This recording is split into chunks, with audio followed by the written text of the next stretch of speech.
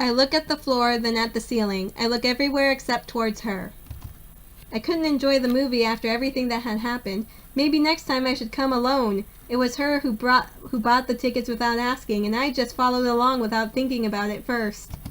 By the way, I should pay her back for my ticket. It's not okay to leave it like this, and it might break the ice after all of that.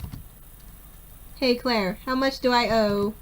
When I turn around as I take out my wallet, I can see Claire making her way towards the hallway that leads to the washrooms.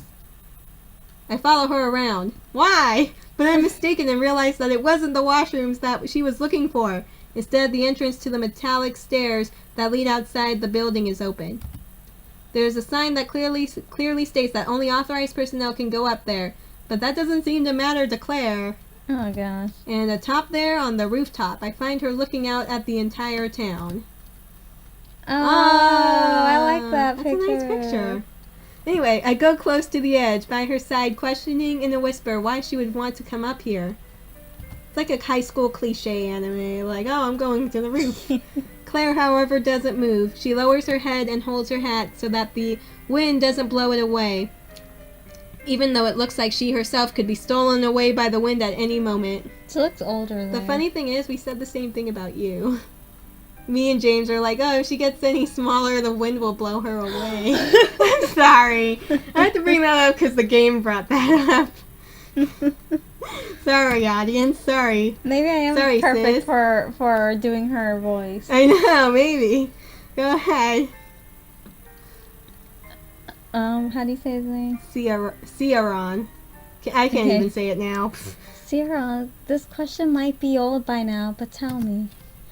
Have you ever wondered, after watching a movie, if everyone around you are nothing more than actors?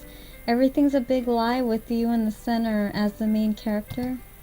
I remain silent. Yeah, of course I've thought about it. Everyone has wondered that at some point in their lives, but it's the sad undertone that worries me. There's an odd melancholy flooding in the rooftop and even out onto the beautiful view. When this subject comes to light, everyone is always horrified, scared of being manipulated or deceived. I, on the other hand, think that life would be easier if it was all a farce.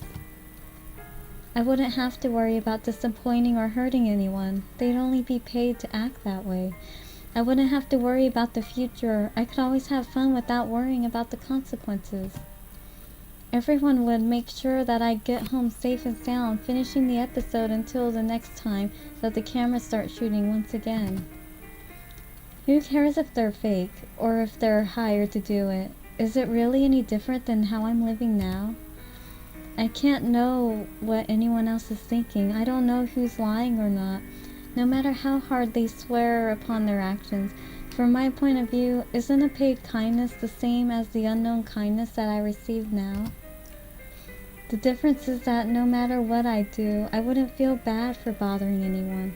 On the contrary, only by leaving this world can I be sure no one is suffering at my expense. Claire plays with her skirt as it floats in regular intervals with the wind. Don't fly up, skirt. Nervously, she brushes the roof with the tip of one of her shoes. I guess that depends on the person, doesn't it? She looks at me and stops curling her skirt around her fingers when I give my reply. It depends, because you could also make someone unhappy by not being close to them. Wouldn't it be a pity to distance yourself from someone thinking you're hurting them when it's actually the opposite? I notice sometimes in this game, they question life and stuff. It's like who else questions life other than these characters? Like, in reality, I mean. Me. You? Me. Oh. No, Really? I don't know. Oh, okay. God, I thought you were being serious. Claire answers with a bashful smile, looking back towards the town. And if no one could be happy with you, Sirion?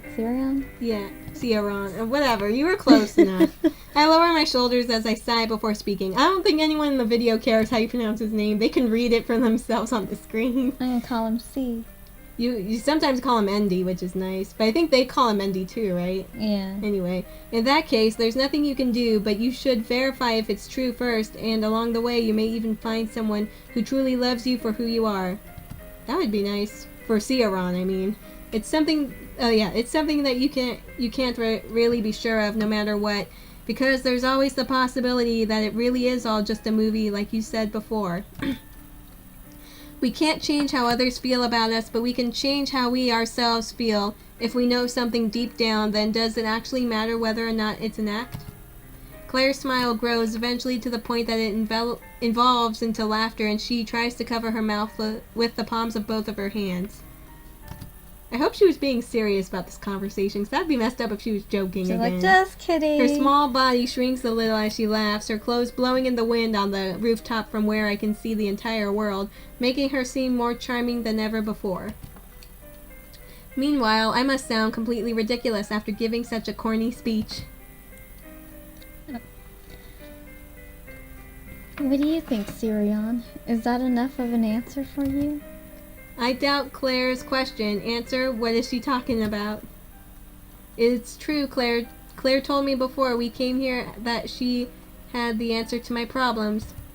I was wondering who sent those emails, the meaning hidden behind them, but that's something I will never know because ultimately their motive is irrelevant.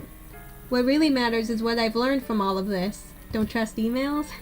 It may have started with those emails, but all of the decisions from then on were my own. It doesn't matter if it was due to anyone else that I went to one place or another. I could have always ignored them and gone home instead. Isn't it more important to be truthful to my decisions and own them with pride? I understand now. This is what Claire wanted to say, but instead she decided to show me firsthand. Of course it is, Claire. Thank you for everything. She rests her arms atop of the border fence of the rooftop, shaking her head at me.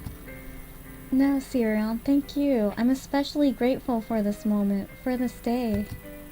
To tell you the truth, this is my first date in forever. Oh, she did consider it a date.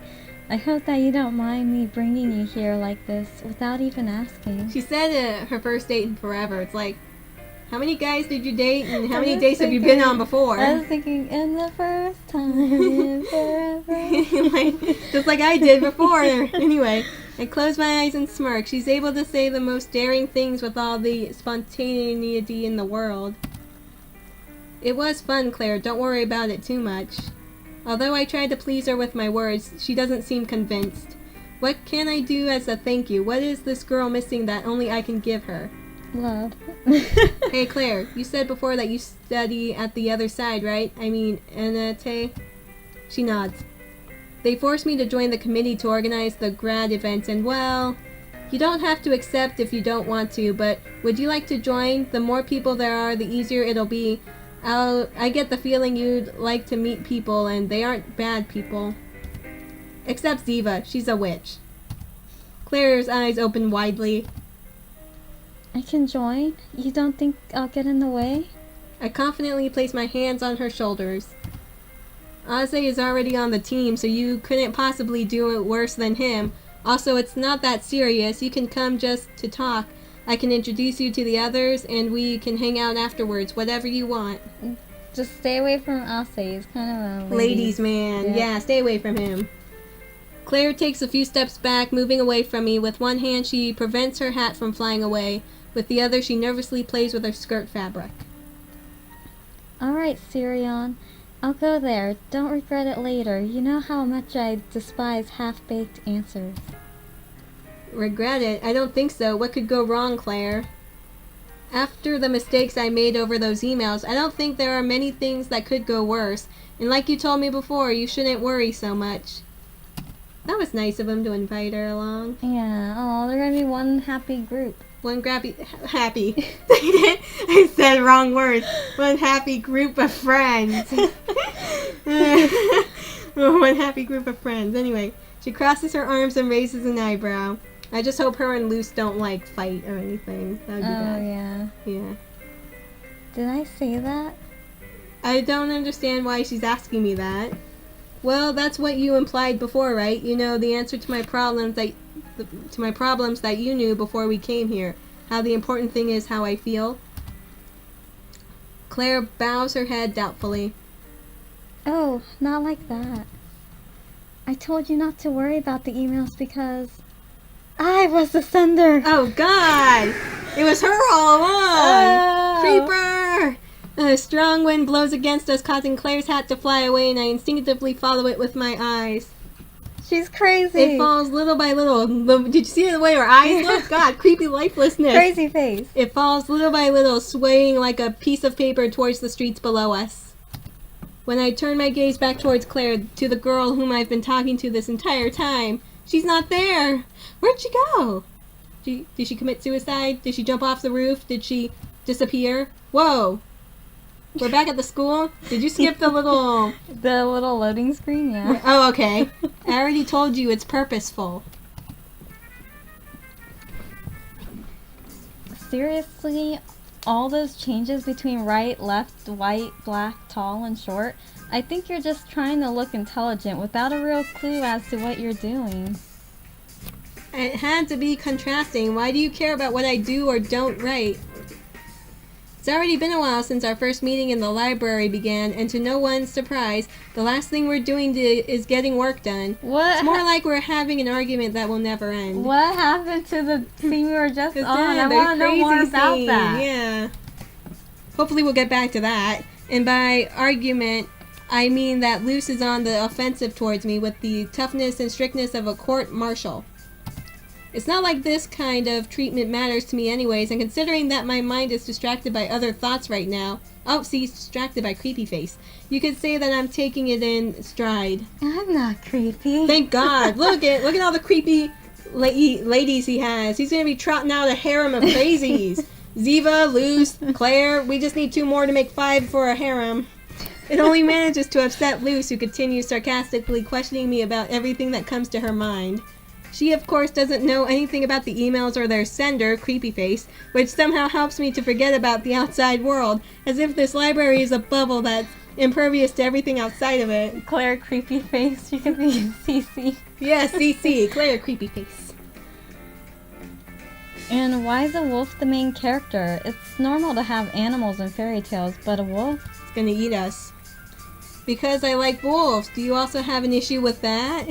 Not to mention that wolves have always been closely associated with the sun, moon, and all of those things, so it's irrelevant. Yes, but you know, wolves are usually the villain in fairy tales. They eat the sheep and make life impossible for shepherds and pigs. From the sheep's point of view, the shepherd is only a wolf in sheep's clothing, don't you think? Confirmed. You're just a pretentious hipster. Go grab your MacBook and go to Starbucks already, and don't come back here. It was you who insisted on us working together. What do you plan to do after this? Illustrate my fairy tale? Make a graphic novel out of it? I don't know. We can figure that out later. For now, just have some references.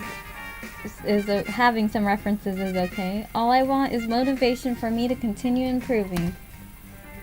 You aren't taking it very seriously. Or maybe you're overdoing it. It seems like you're more interested in making the critics happy than the readers. I only write for myself. I'm not interested in competitions. It's not like I write to win or gain anything. That's how losers talk. Dang, thanks for being harsh.